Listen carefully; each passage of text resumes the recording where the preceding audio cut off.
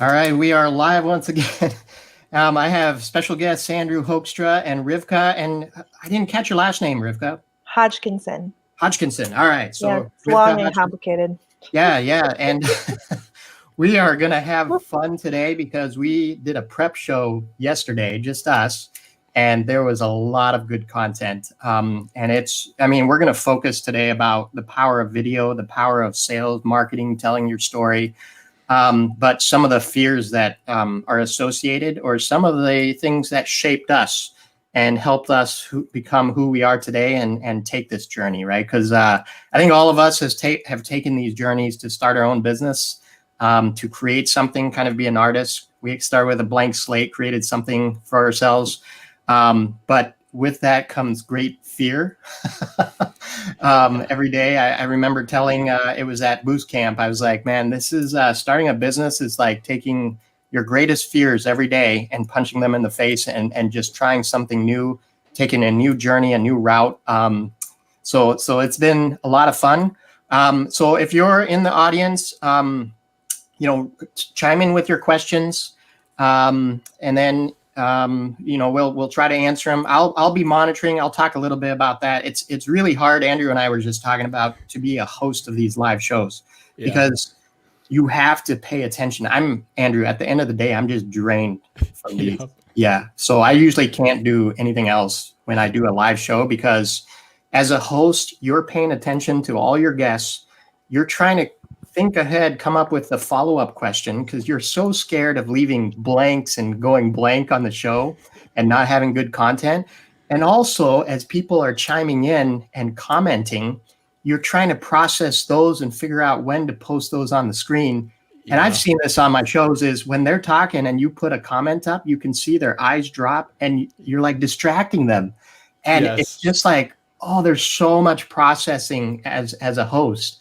And Andrew and I were just talking about how exhausting it is to be a host and how much easier it is to be a guest and how much we enjoy being a guest on other shows, right? So yeah, I got the good role this time.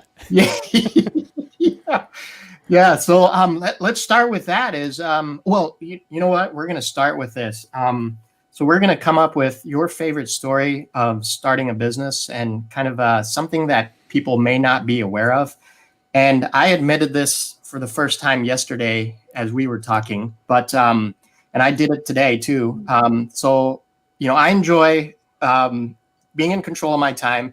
And one of the things I do now, and I think it was different when it was just phone, but now we have video, is for video, your top half, you got to be kind of prepped. So every morning at about, when I do these live shows at 10, about 9:30, I run into the shower, turn on the tub head faucet, get my hair wet, dry it off, comb it, and you can see some of the curls because it's not completely. and then I put on a nice top, and I'm still in my pajama shorts, right? So that's one of the beauties of live shows is just your top half, and I'm sure a lot of people experience this. So and then what's beautiful is you can be in your PJs all day long if you don't have any live calls or any Zoom calls. But Zoom calls have kind of changed things for me. So let's start out with that. Let's Andrew or Rivka, if any of you have any interesting stories about the change from corporate to regular life, let's share right now. Yeah, well, it's been like such a long time for me. I got started with my business so much earlier, and I was that best worst employee, right? I did a great job while I was there. I learned all the things really, really fast, and then I'd get bored within a year and quit and go do something else. Yeah. So it feels like a whole other lifetime ago that I was working at the corporate job. But one thing that this is kind of not a fear, but one thing I really appreciate being in Michigan is being able to see the sunshine in the winter. Like I worked for years in offices where my office was like in the interior of the building. And when I got there in the morning, the sun wasn't up yet and when I left at 5:30, 6 o'clock, it was already dark. And it was terrible. It was terrible to just feel like I lived in the dark all the time, that I lived in a cave. So I love being able to sit by my big picture window and enjoy the sunshine anytime see I that. want. Yeah, So- and you got that window in the back I see right now, and sunshine Yep. reflecting off your back wall. So Yep. yeah, that's an interesting comment. I mean, I'm here in the basement now, and there's days when I'm like, you know what? I'm just going to take my laptop to the front window upstairs and work in the window, or in the summer is great. I just go out on the back deck. But there are hazards because I was working on the back deck. I was in a call once, and I was on the back deck, really nice laptop set out on the back deck, and an acorn, my oak trees. I have too many oak trees, right? And in Michigan, some of you know this, is this acorn bam, hit my laptop. I was like, so I quickly ran inside. But so some of the hazards of video and being at home is you have things happening in your regular life. You're not in that cubicle anymore where acorns can't fall out of the sky and stuff. So, so the number of times I've been changing a diaper, nursing a baby, doing all kinds of stuff. I'm trying to have like a really in-depth client conversation, being like, you said earlier about the fear of being a host, not knowing what to say. Tell me more about that. Is like my go-to when I've had them on mute, for the last 30 seconds. I'll tell my kids, like, you need to go take care of that, like in the other room. I'm on a call. Tell me more about just keep going. Mirroring's another good technique for that, right? Like trying to figure out like the last couple of words that they said, and you just sort of repeat that, which is an invitation to maybe explain a little bit more about what they were talking about. I've used that one a lot as a host, but my favorite thing about working at home in that transition from corporate world to your own sort of startup is I've got 3 dogs at home, which is too many, I will admit, but I love them all. And it can be a little noisy, which is sort of the downside. They love to rough and tumble, but it's always nice after a long live stream and hosting that and being tired and just going and hanging out with the pups for a little bit is like a nice decompression sort of time and the ability to chill. But I feel that, Rivka, with I've got a 9-month-old as well, and just last night I was on a Zoom with another organization that I'm looking to partner up with, and when you don't have the babysitter at home, it can be a little bit tough to handle the whole crying baby that's not happy but still trying to have a very in-depth conversation. But I'm fortunate that I also work with my wife, so we're able to kind of tag team. When one's talking, the other one walks off the screen with the baby and just kind of back and forth. See, it was harder to train my husband than my kids, because my boys, like, since they were babies, I've been building my business. So they understand. They know the drill. They know when mom's on it. Like, I make sure to prep them if I'm going to be on a call or a video or whatever. And I was a single mom for a long time, and my husband and I have been married for 3 years. And it was like when we moved in together and I had to retrain him. I would try to tell him I'm on a call or whatever, and he would think that meant he couldn't talk to me, and he'd start trying to pantomime like these complicated things, explaining. I'm like, that's still distracting. Or he'd start dancing and being silly, and I'm like, no, I'm at work, honey. Do you want me to come to your work and start dancing while you're trying to talk to your coworkers? So I was like, you need to go talk to the boys so they can tell you how to behave when I'm working. Oh my gosh, these are so I've had interruptions from so many of my family members. So Rivka, I know what it's like. And then Andrew, my dog Lexi, she'll come in. You might see today. She'll check on me. So she'll open that door, and then you see the door open about a crack like this much because she's really skinny. And then she comes in, and then she. So I was like, I know it's not a person who's coming in because I could see it in the back. And then she'll sit right here. She'll lay down on the pillow for like 5 minutes and kind of watch me, and then she'll leave. Right. So it's just moments like that. And then I'm like, I wonder if the people on the call saw me. So. So yeah, awesome story. Thank you. So there are some good sides to starting your business, and there's some fun stories, but there's also the other side, which is the fear and kind of the uncertainty. So we're gonna jump into that a little bit. And I think, Andrew, you brought up the fear of technology, and the fear of learning new things, right? I think that was a big one for me. And I'm just going to kick off with a story is, Amanda Chaco, who's in Lakeshore Advantage. I remember we met like 3 years ago, and she's like, and back then it was still meeting in person. And she's like, Charles, do you want to do a Zoom call? And I remember thinking, it's like, I don't know what a Zoom call is. And I'm kind of nervous about doing that. So I was like, no, I don't want to do a Zoom call, it requires setup, subscription, etc. So I actually, that was the first time I heard about Zoom calls, and I was scared of it. Right. So that fear of new things is very real. And Andrew, you and I talked about, so one tip right now is if you want to get started with recorded videos, Loom is free and it's super easy to use, and you just download it and click the record button, and then it uploads to the cloud and you can share it. If you do want to do live streams, I think YouTube is a quick application for live streams, and then you can just start practicing. And I think the biggest fear too is, you're worried that you're going to go out there and people are going to see you and then they're going to make judgments. But the thing is, like your first one, it's really not a lot of people are going to know about it. So it's really just you, talking. So, have a good time, bring a friend onto the call. What Andrew and I do is we'll call each other up and be like, hey, jump on a call. We'll test this out. So YouTube Live is a great place to get started because LinkedIn Live does require application. But I think the technology question, think back, Andrew, and let us, and Rivka too. And I know, Rivka, it's been a while for you, but was there any new technology or something you had to learn that really slowed you down and kind of prevented you from taking this step to broadcasting and recording videos?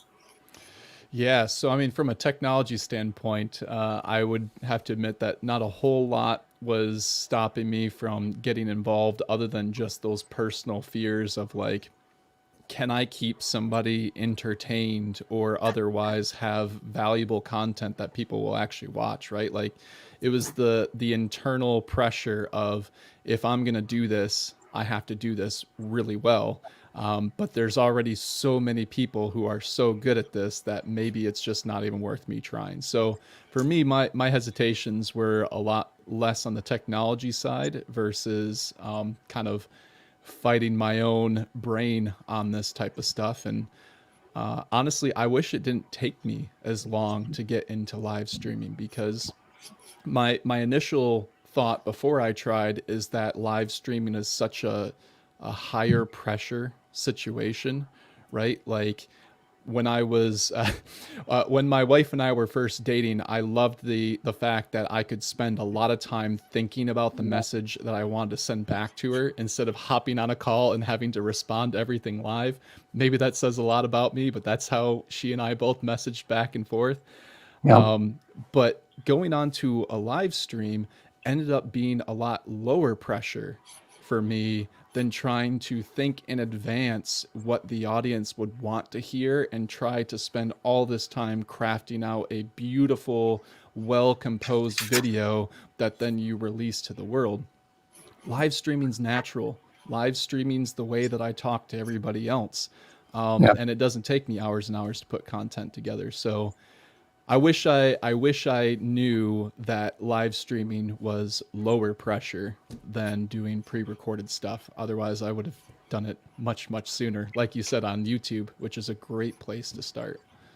Yeah, I think the big thing too about that is the expectations that people come to are different, because people know if you're live, so they understand that you might make a mistake or a dog might bark or something might happen. Whereas if you're producing it and they can tell you're producing, the expectation is, why didn't you fix that? Why didn't you edit that out? Why did, so I do agree. I think there's a completely different level of expectation from the viewer that we as creators sense also in that live stream. And yes, anything can happen, but everybody knows anything can happen, right? There's been, especially now in almost 2021, there's been enough things happen, even to, you know, that one infamous guy who was on the national news, right? And his, his toddler came walking in.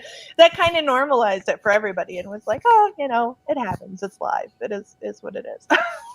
Yeah, no, that's a good point. Is the expectations are so much lower. And Andrew, I went through a similar experience. My first video that it was actually recorded. It wasn't even live. But I remember recording it. I spent hours editing, and I watched the video, and I took out every and ah, and you know, I was like, this is terrible content. Like, I can't even listen to myself. But well, me personally, the sound of what how I interpreted myself, the content was awesome because it was how to start your business, right? And then what I did is I put it in a group of friends and obviously students, and I had them evaluate the video, and they came up with, you got to do this, you got to add more, this. And I was like, oh my gosh, I've done a terrible job. And it was 2 weeks later, and I'm like, and I was still fiddling with this video and editing and adding cuts. And I was like, you know what? I'm just going to push the submit button, and just post it. And I posted it to YouTube. And I think to this day, it's my #1 watched video because the content was to help, other entrepreneurs, and it was valuable. And, and it went up to like 300 views. And I was just like, why was I waiting so long? Kind of like you, Andrew. I was like, this is content. People care about the content, not necessarily how you speak or the ums and stuff. But I think, Rivka, this was the point you made yesterday, is if your content is valuable, it doesn't matter if you're pajamas or you don't have the right lighting or whatever. If your content is valuable, and the beauty of YouTube videos, it's evergreen, people will search and find you, right? So if anybody is out there and has questions for Rivka, Andrew, or I, we would love to answer them, because we've gone through the recorded videos, we've gone through YouTube Live, we've gone through all the fears and stuff. And then, let me talk a little bit about, so one fear I want to get into is, so I, as a host, and let's talk about the host thing. So that's really interesting, because that was a big fear of mine. Is when I started, I didn't have I wasn't invited to be on shows. So I didn't have the guest type of, I wasn't a guest, so I couldn't just answer people's questions. I had to prepare questions ahead of time. And I think that was the scariest thing for me, is because what if I get on the show and like this, and I just blank. I don't know what to ask people, right? And I don't have a good story to tell. So I was sweating bullets. I couldn't sleep the day before. I was researching. I was going on Google, and if I was doing a topic on videos, like the one, Andrew, we did on microphones and camera to use, the night before, I was just Googling. It's like, what camera to use on live stream? What, and I was just like, I hope I don't freeze, and I hope I have good content. Once we got on the show, if you remember, you were going 100 miles an hour, and I couldn't keep up with you. I was trying to go to Amazon and post the prices and all this stuff. And we were going so fast with content, and I got so many comments afterwards. I was like, that was a huge success. And I think that's the beauty of live video too, is you're interacting with more than just you, and everybody is providing questions. It's like an interactive search engine group, right? You're providing questions and answers from 4 or 5 different people in the same tribe at the same time, which I think is the issue with Google, kind of, because you're taking the masses, search engine or search queries from the masses, whereas in live shows like this, you're targeting the search engine. So anyways, I've rambled on a little bit, but being a host is very, very difficult.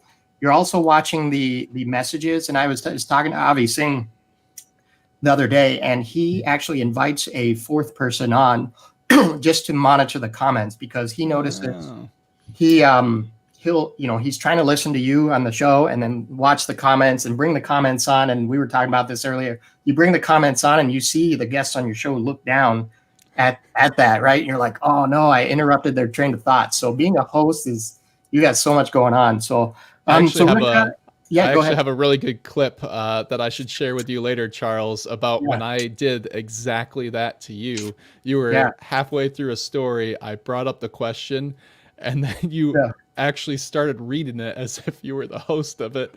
And then you even said you lost your train of thought. And that's how we got on the whole like singer-songwriter path that we went down there. So I'll have to show you that clip later. That's a good one. Well, Which and may be good. Yeah, I go want ahead. to encourage people too who are nervous about doing video. I actually wrote an entire article for Agorapulse about how to do video if you feel awkward in front of the camera. Because for a long time, you know, my biggest thing early on was not feeling confident about my appearance, about people judging what I looked like versus what I was saying. So I just avoided all of that by, you know, I didn't do webinars or anything where I was on camera. It was all screen capture, right? So there are other ways around that depending on what your content is and what you're trying to talk about. You know, you can make a PowerPoint presentation, you can, you know, do a screenshot or tutorial and go through something like that online. But I agree with what you said earlier, Andrew, like find a way to do it. If there's too much resistance internally to be like, I just can't bring myself to do this, then what can you do, right? What can you do to get into video? Because it is so powerful and such a powerful way to connect with people. And once you start doing it and realizing it's not so bad, you know, then that starts kind of launching into the next thing and the next thing and the next thing. So, yeah. Yeah. Well, this is let's expand on that. How powerful video is, and I know we talked a little bit about this yesterday. It's a double-edged sword, and Rivka, you can talk a little bit about that too, because video, you know, emails. I think we discussed this yesterday. Emails is just text. Like you can't see the person, you can't hear the inflection in their voice. You can't see their facial expressions. You can't evaluate and judge that person, which I think sales and marketing, a lot of it is telling a story. Do you resonate? And then do you trust that person? So when you compare the two mediums, you know, video is by far so much more powerful. And so what I've been doing, what I've noticed is I post all this videos, and I think I have like 40 out there now. And people watch the videos and they decide if they trust me or not. And that whole kind of interaction, the back and forth that happens on, you know, cold calls and the awkwardness is all gone, because the people that watch my videos come to me and they're like, we already know you, you know, how do we get started? I trust that you can solve my problem, right? So you're like, wow, this is really, really powerful, because it brings people together and people can evaluate trust beforehand. And so it's just a whole different medium. It's builds so much trust, but there are some downsides to it. So Rivka, you've had a lot of experience with this. We'll go Rivka and then Andrew. You know, talk about the power that you've seen of video over other types of media, and why do you think that is? Well, I think ultimately social media, all of technology, the online world is just trying to replicate and expand our real lived experience. You know, that's one thing I'm constantly trying to help people understand is you don't need to learn a new set of skills in order to be successful on social media. You need to know how the skills that you've learned since preschool, since birth, really impact the world on social media. So even as something as simple as your profile picture, when you have a picture of your face versus a picture of a group of people or a picture of far out, you know, like you're standing on a beach far, far away. Why is that important? It's because we are tuned from birth to connect to people's faces. That's the very first thing when we come out of the womb, is a survival skill, is to connect with our mother's face. And so because as humans, we're wired to connect with faces, when we put our face there, it gives people something to emotionally connect to. So this isn't like some new fantastical thing about social media. It's just applying how our brains and how our social structures already work to this new medium. And that's why video is so successful, is because it's integrating more of our senses. It's integrating more of our default ways of socializing with people, as far as like what I'm doing right now, hand gestures. I have to modify, like I've had to intentionally modify how I use my hands when I talk in video online, because you can't tell, but I'm doing it very close to my body, right? It feels very unnatural. It looks fine on the camera. If you and I were in person, my hands would be way out here, right? I would be making tea Yeah. like rather than in here. So we just have to slightly adjust what we do in order to communicate those things. But that's why social media works. That's why video works, because now you can hear, you can see, you have inflection, you have facial expressions, you have hand gestures that are all such an important part of our communication that we don't pay attention to on a regular basis, but really, really matter. I'm sure eventually we'll have smell-o-vision too, right? Yeah. Like, I don't know if any of us really want that, but in theory. I think they tried that in theaters once, like way back in the day, and like they couldn't clear out the previous smell before they brought in the other one, and then people like started getting sick. I think I read an article about that. I'm gonna have to look that up. That's hilarious.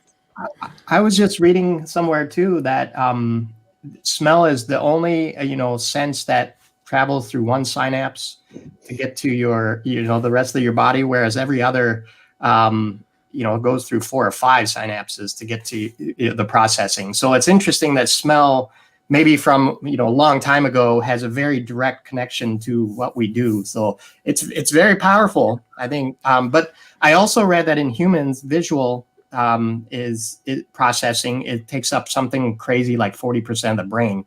So our brains are just pre-wired to that. I also read that the prefrontal cortex does a lot of management of social interactions. One of the differences between humans and other animal species is we can manage, large groups, hundreds of people, and it was almost like our prefrontal cortex was built to do that. So that's why social interaction and visual and everything is so important to the humans, I think. So that's a great point, Rivka, is that video feeds our brains with the things that it does best: visual, social interactions, spontaneous discussions like this. So yeah, it's super powerful. So we'll go to Andrew real quick. So what have you seen? You've recently jumped into the LinkedIn Live, and you've seen the power of video. So what are your thoughts? What are the differences that you've seen? Yeah, I got maybe a quick short one, and then probably the more valuable one long term for other people looking to make content this way. So the short one is, I know I can ramble on and on and on when I'm talking about something I love. And so having other people that I can see on this live stream, like we've been talking about, gives really good visual cues on when it's time to move on, or when it's time to double back and sort of re-explain something because it wasn't quite maybe hitting the mark for the audience. Where if you were to make that video or write that paragraph or however else you're making your content, you don't have that live feedback that allows you to adjust your message. So that's something that I really found valuable in the video stuff. But maybe the even larger benefit, and again, maybe this is just the way my brain works, but I have a really hard time sitting down and writing out a blog post or even like a tweet or a LinkedIn post. But I could talk to people all day. And so this sort of live video working with other people in my brain sits at the top of content generation, where yes, you can record the live stream, people see it live, it's valuable in and of itself there, but then you can take segments from it, like a minute to 3-minute video of an important topic, cut it up, and then re-release that video. Now, Charles, you had mentioned YouTube. One of the nice things about YouTube is it creates transcripts for you of what was said. So all of a sudden now, just in talking, I don't have to go through and write up everything that I was just talking about. I already have a pretty good transcript of the entire conversation that I just have to edit then. And I can edit all day. I just can't write all day. Right. And so that goes from video to just an audio podcast to long form blog posts that you can then break down into individual posts. It just creates a really nice hierarchy if you're looking to be a content creator, to just start with that live stream video and work your way down the content chain. Well, and I want to flip that around and say, I think it's so important that we embrace our own process and brain, because our brains are all so different in how we function and Right. process. Because it's funny to me listening to you say start with video and then work backwards. For me, I am a writer. So for me, it makes a whole lot more sense. I feel more comfortable starting with a blog post, doing that thought process of writing my outline, creating it. And then I feel very confident jumping on a video, right? Because I've already processed through the information in the way that works best for me and how my brain works, which is far more words based.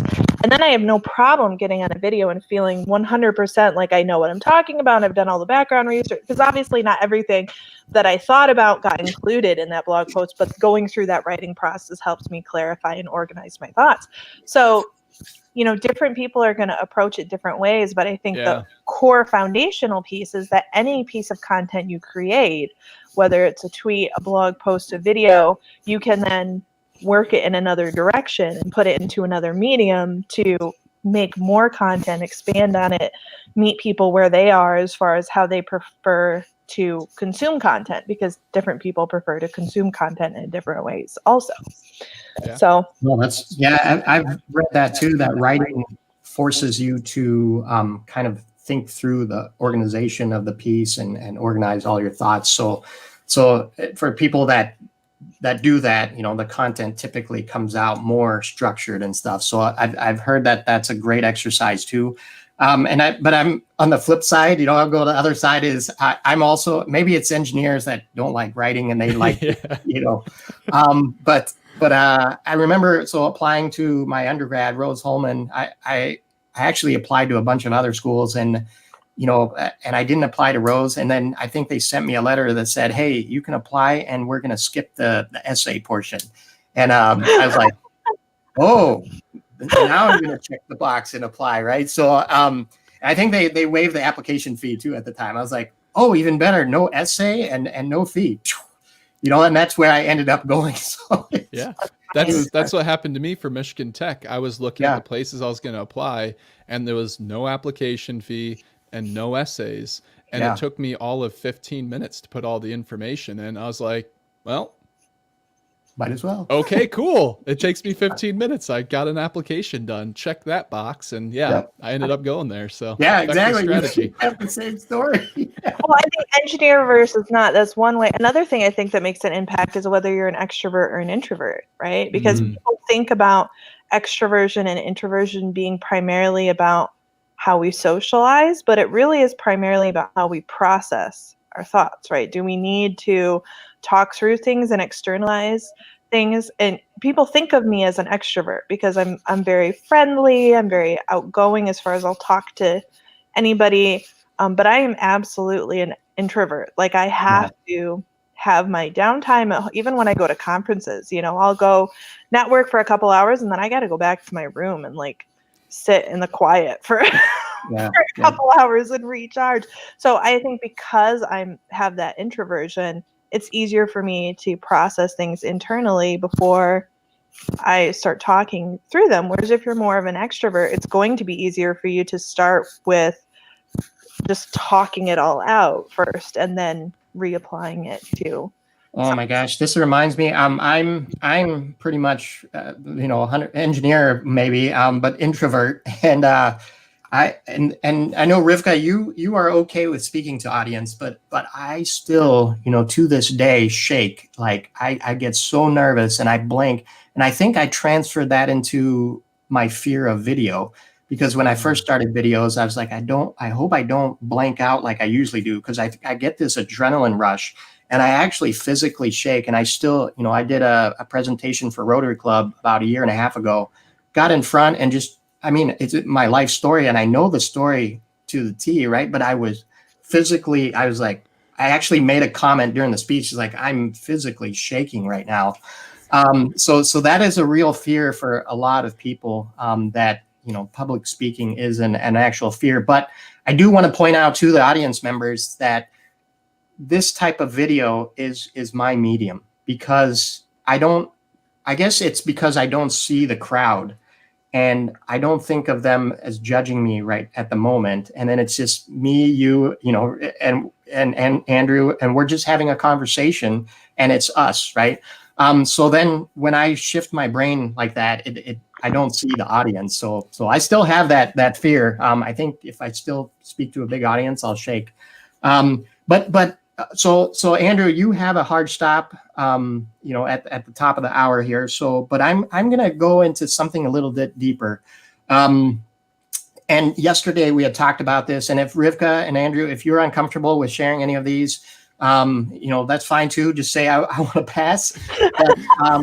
But yesterday we talked about the stuff that shaped us and kind of made us into who we are today, right? And allowed us to take these journeys into the unknown, and why we did it. And your story, Rivka, really resonated with me because I'm also the oldest in my family, and I traveled around a lot. And what was really cool about traveling every 4 years, and we went to different countries, is you learn to shift your identity when you go to a new, it's really hard when I was young because you're emotionally just drained because you give up all your friends and you're like, this is really hard. And you got to find new teachers and new friends. And every time you move, but when you get older, you're like, oh, you can change your identity. You can go to a new place. You can find your tribe in the new place, and you just reinvent yourself. This is so cool. You just get rid of your old self and reinvent your new self.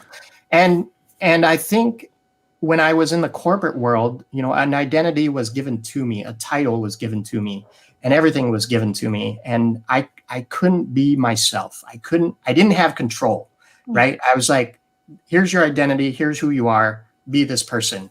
And you hear that in society too. People ask you, like, what's your job? And you're like, here, oh, you're an engineer or you're a project manager, and it put you here. But with entrepreneurship, that trauma from my past has allowed me to reinvent myself and be my own person and be creative and start from a blank slate and reinvent my identity, right? So what's really cool is my trauma in the past brought me to this point in my life, and it took 40 years, but it's really cool now that I get to reinvent myself. So if you're comfortable, share kind of something in the past that shaped who you are today and why you chose to take this journey. Yeah.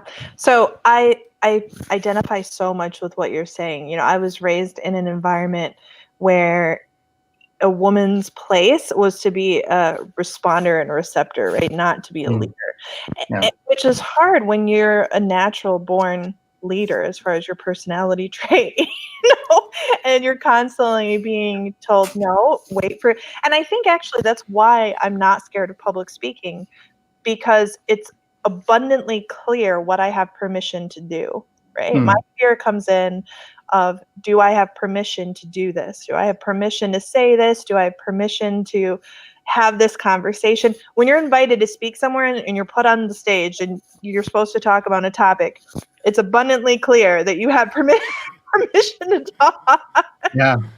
But for me, I think just growing up, as we were talking about yesterday, I'm the oldest of 11. And I had a lot of responsibility very, very early on, but not any decision-making power, right? It wasn't up to me where we moved, what we did, where my dad worked or anything. But, it was like from age 4, like it was when I was 4 years old, it was my job to get my baby sister up, get her dressed, get her diaper changed, feed her breakfast before my mom got up with the next baby. And now as a mom who's had 4-year-old, I think about that, and I think about when my kids were 4, expecting that level of expectation, and it just feels crazy, right? Yeah. What on earth? But I just, I was that person who just rose to the level of expectation. When I used to suck my thumb, and so did my next 2 younger siblings. And one day my mom decided we were done sucking our thumbs, so she got that icky stuff, like that you put. Yeah. And for me, I was such a rule follower. Like, she put the stuff on my thumb. I was like, oh, that tastes bad. I'm not supposed to suck my thumb. I cried myself to sleep that night, and I never sucked my thumb. My brother and my sister figured out how to wash it off, and or switch to their fingers instead of their thumb. But, I think there's all these expectations that our family of origin brings in that can be helpful or can hurt our ability to start a business, right? Yeah. Like I have the skill of being able to read a room. I can, you know, it makes me great at sales and marketing because I can understand, oh, I know what you want. I can tell what you want, what your goals are, how I can help you get to where you want to be. But it also means that sometimes I take on things that aren't good for me, or, you know, allow myself to be bullied, or like that took a very long time to learn to be like, nah, you know, we're not doing that. That doesn't work for me.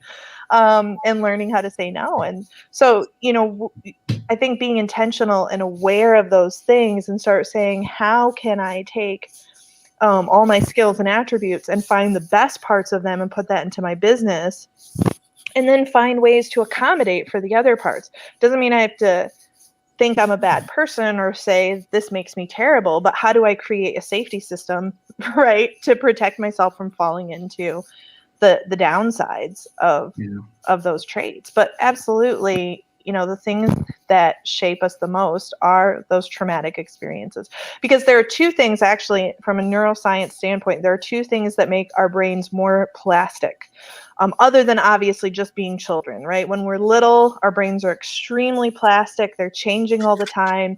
But the two experiences that replastify, we're going to make that a word today, replastify our brain is trauma and falling in love. Actually, when we fall in love, it changes the psychology, the physical makeup of our brain, and makes it far more plastic, which is why we experience such huge changes when we become parents, right? Because we fall in love with our child, it makes our brain super plastic again, and can change us in ways otherwise wouldn't be possible. So, yeah. Oh no, good points. I want to go back. So the trauma, it shapes our lives. And you told us a story yesterday about your grandmother, I believe. Yeah. And she had some big dreams to go to college, and she told her supervisor, right? And then, she was, if you're, you know, she was fired on the spot, right? So, so shame. So I want to bring that up a little bit, because shame is something that still shapes me to this day. And, you know, I've had this where I've posted something, somebody took that post and wrote, you know, and they shame you. They say, look at what, you know, this person posted, you know, this is so silly. Why would you do that? You know, stuff like that. Right. And you read those things and your heart just drops. And I think that's the thing that kept me from posting videos for the longest time too, is, you know, the thumbs down or people saying they don't like your content. You know, that is, I think, Andrew, maybe this feeds into the perfection thing too, is, you know, you want to post content that people like, and you take that personally. You know, it's almost like, oh, they're shaming me, and should I continue? There's been thoughts of like, boy, I got a lot of thumbs down on this one particular video. Should I just keep doing these? Because, you know, but there were also a lot of thumbs up, you know, but what's really weird is I think humans focus on the negatives. And I remember a video, there was 56 thumbs ups and 7 thumbs down. And I focused on I was like, oh, 7 people don't like what I had to say. And my wife was like, but that's crazy. You have 56 people that thought it was great. Like, why do you care what that other side said, right? So I think shame is something that, you know, will keep a lot of people from posting, from going into video, from putting themselves out there, because you are taking a part of you and putting yourself out there. And some people won't like, you know, your emotion. Then you can see me, I'm waving my hands. I'm very passionate when speaking, and I'm probably too wavy. I'm hitting stuff around the room. So some people may not like that, right? So yeah, I think shame is one thing that people use and that try to keep me in line, but, you know, I tend to just go and do it anyway. So Andrew, any thoughts on, you know, looking back? And yeah, I think the one word that sticks out in my mind is vulnerability. To me, you know, when I first started doing live streaming, it felt like it was putting myself in a very vulnerable place, because I always did really well in school, and being an independent consultant, you sort of need to be the expert of things. But I'm also in a relatively new-ish field of artificial intelligence and machine learning where things are changing so fast you can't understand it all. So trying to balance this, okay, I'm supposed to be good at what I do and I have a reputation for that. Now I'm going to put myself out there where somebody can go, wow, you really don't know what you're talking about because you did this one small thing wrong, right? That puts you in a very vulnerable spot. At least that's how my brain interprets it. And that's a big no, and I don't want to do that. But one thing that really kind of changed my perspective on that is actually the startup that my wife and I have, which is a professional ballet company in West Michigan here in Holland. We were planning our second season in the summer of 2019, trying to think of, okay, what sort of choreography are we going to put on the stage? My wife is the choreographer. I just do business stuff. I can't dance. I'm not going to be that vulnerable. I've seen some of your videos where you tried to dance, Andrew. Yeah. Try is the key word there. But yeah, so when we were planning this choreography, she decided to take that step of vulnerability because just a quick little backstory on this. Up to that point, we had been trying for almost a year to have our first kid. And along the way, we had multiple miscarriages. And it's really apparent when you're in a marriage that there's miscarriage, that the wife deals with so much grief and it sticks with them in a way that's just very outwardly apparent. And as the husband in the relationship, I had a really hard time processing my feelings around it, right? Like I wasn't the one who was carrying our child. I was part of the whole process and I want to be there for my wife, but I can't like put myself in the same place as where she was. So like there was grief there, but it was really hard to express what that grief felt like. And she decided to make a ballet out of that and to have a piece in there. And my first initial reaction is like, oh my goodness, we can't put something that intense and personal on stage. Now, she's very good at abstracting things, so it's not like hitting you in the face that it's about miscarriage.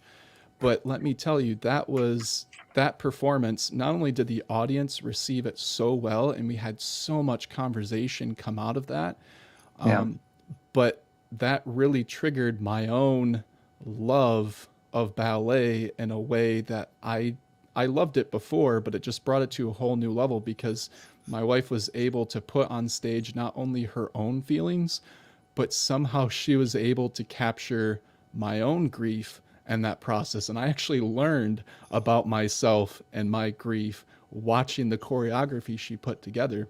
Yeah. So to me, that was just a massive lesson in, there's going to be people who don't like the piece, right? There's going to be people who are like, I don't want to watch that. But there's so many more people who open up and share their own stories, and you can build a community and find, whether it's healing you're looking for, or from the AI machine learning perspective, there's projects that you can do together. Just a lot of good comes out of vulnerability. And it's tough to go over that first hurdle of saying, yes, I'm going to do it, but it is so worth it. Yeah, because you're right. Some of these events that happen, and this is the point is, I think a lot of us go through pain and we hold it inside because we aren't sure people can relate to it. And we're unsure of how we'll handle when people react to that, that grief when we tell people. And a lot of times, what's interesting about ballet, I think what you're saying is, when you just tell somebody about an event like a miscarriage, and they could shut down, and you don't want to put people in that awkward situation. But ballet is such an interesting form because you can put this on stage, and they can resonate with the people on stage, and it kind of disconnects that awkwardness, and then they can come share with you afterwards. It's like, wow, that really resonated with me, and brought out, and I connect with that story. I've gone through this grief, etc. And it opens up that conversation, right? Whereas it may have been awkward before. How fascinating that is, that you can connect with people on that level with stories like that. Video is amazing too, in that sense, because I've seen, these videos, I put a lot of myself out there, some of my fears, growing up, moving around, it's traumatic.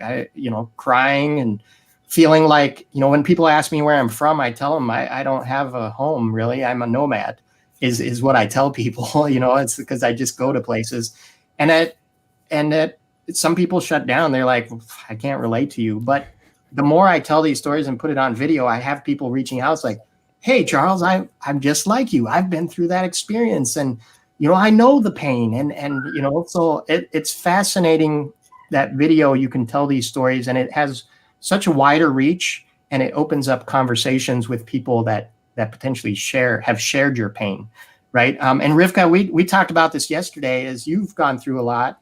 Mm-hmm. And then I think one comment you made was, not everybody has gone through it, but I think people have gone through different levels of trauma and pain. And sometimes people rank and are afraid that their pain is going to get compared to other people's or their trauma. But it's all really just the same. We all experience pain and trauma, right? You want to expand on that a little bit? I think building like our emotional intelligence enough to have space for our own experience and not devaluing that and not saying, well, it wasn't that bad, right? Yeah. Like, yes, we dug some food out of the trash to eat sometimes, but at least there was food in the trash to dig out, right? Yeah. We make these things both for ourselves and then for other people. Either, wow, that's so bad, I don't even know how to interact with you, and that's something that I find sometimes when I start going really deep with somebody and sharing parts of my story that are particularly difficult, my first marriage was an abusive relationship. So getting out of a domestic violence situation, that whole journey, going through my sister having cancer, my son having a stroke, sharing some of the more depressing parts of my childhood. The fact that, my mom was not, and my mom's very open about this. She will tell you, I was an abusive mother and I'm really sorry. And she had no way to process her own trauma and her own story to be able to show up as a mom for us. She really had no interest or desire in being a mom, period. And then she had 11 kids. So it's sometimes when you share things with that, if people don't have something that they can connect to or relate to, they do shut down. They're like, I don't know how to process your pain, right? Either they don't have the empathy to connect, or they have too much empathy and they're just like, this hurts, this is scary, and I don't want to deal with it.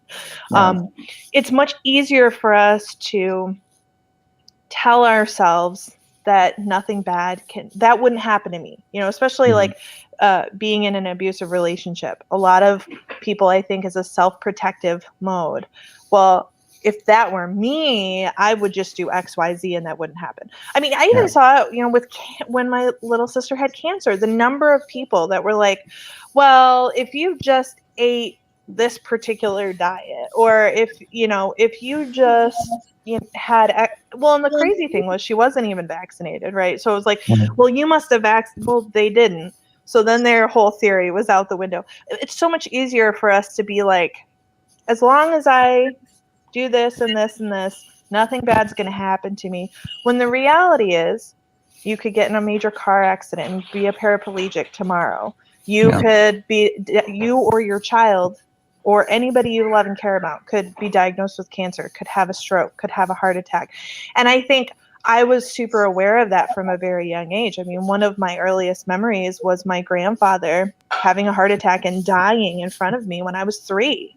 And I blamed myself for that for years. I thought it was my fault Grandpa died. And finally, when I was like 12, I talked to my mom about this, and I said, I always felt like it was my fault Grandpa died. And I know that's probably stupid.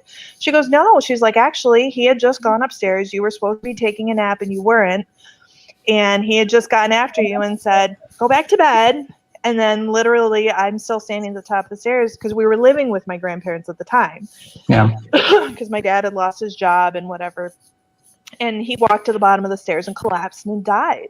So somehow in my 3-year-old brain, I was like, if I just would have been taking a nap, like I was supposed to, we'll ignore the fact that he was a long-time smoker for years and years and years. We'll ignore, all of the other, that he had heart disease run in his family, that his brother also had died of a heart attack the year before, that his father died of a heart attack when he was 3, right? But we process these things in all these different ways. And so taking that time to be open, like Andrew said, vulnerable, say anything can happen at any time, but rather than shutting down and living in fear, I'm going to take it one thing at a time. I'm going to process one thing at a time. I'm going to share with other people, because you're right. Like, we do find those people who you would never think went through what they went through. And when we're able to be open with each other, it helps the next person say, well, if she could get through that and be the person that she is today, maybe I can get through this. Maybe I'm going to be okay. Maybe there is a light at the end of the tunnel. And that's so important in our businesses and our lives, just in general. But that emotional intelligence and developing that skill of being intentional about our thoughts, taking the time to analyze, what do I feel? Why do I feel this way? Is that actually true, right? Is it actually true that this is my fault, or that if I would have done X, Y, or Z differently, that wouldn't have happened to me, or that I'm a bad person? All the things we think in our head, right? If we take the time to stop and analyze them and be intentional about our thought process, it's far different than if we just passively are trying to ignore it. It's like, those of us who are parents know how well it works. If your child is crying, if you just try to walk away from them and they just follow you around the house while they scream at you, or they, rather than if you just take the time to sit down and say, what's wrong? So, and we have to treat ourselves like that. Like, I have this visual inner child of myself that sometimes I have to sit down with my own inner child and say, I know you're scared. I know, this looks crazy. This looks bad, but I got this, right? Like, to myself, right? To the part of myself that's scared and terrified and panicked and whatever. Just say, I hear you. Your feelings are valid. What you're saying is important. You matter, but it's okay. I'm going to take care of this. Like, this is going to be fine. Right? Like, we have to do that. And it sounds so dumb, but it really makes a difference when we're able to take that step back. Right. Wow, Rivka. So, I have thoughts from what you just said.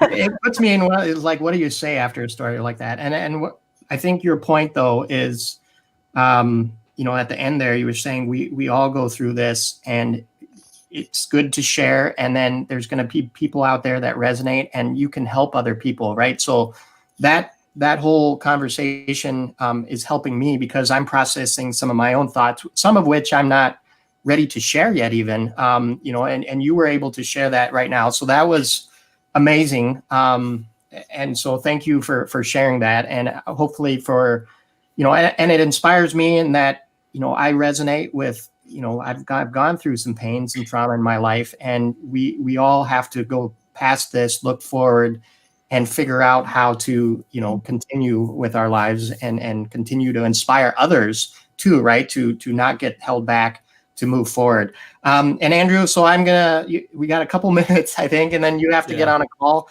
But in terms of video, if somebody wants to get into video and marketing and sales, let's just do a quick roundtable. Is there advice or tip, Rivka, of something that you recommend people do if they're just getting started? And we'll go with Rivka, Andrew, and then I'll close it out. I'll keep it super fast. Just do it. Find a way that feels not too scary. If it's just the key is a little bit scary, not too scary. Even if you think it's dumb, even if you think it's too small to make a difference, make that tiny little bit of effort and just get started doing something, no matter how small it is. Yeah, I second that, because you're going to learn every single time. It's just training. You do each one. Just remember, nobody's probably going to watch that first one, so just go and do it, because nobody's really going to watch it. So just do it and learn from it. So, Andrew? Yeah, just do it is such a great one. If I were to follow on and try to add some value, I would say if just doing it is really scary, like we've mentioned, there are a lot of things when you try to host other people on your show. So either do that by yourself, solo stream it.